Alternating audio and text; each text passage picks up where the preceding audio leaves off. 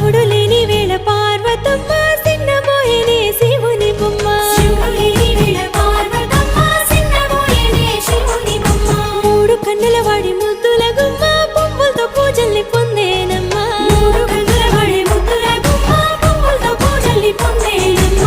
గౌరమ్మే బతుకమ్మై ఎత్తుకొని వచ్చనే నెత్తిపై మేఘాలు ఏడేడు సంద్రాల ఎదరు పొంగిన నీళ్లు తీసుకొని వచ్చనే తిరుగుతూ వాగులు నురగలై పొంగెనే చెరువుల తూములు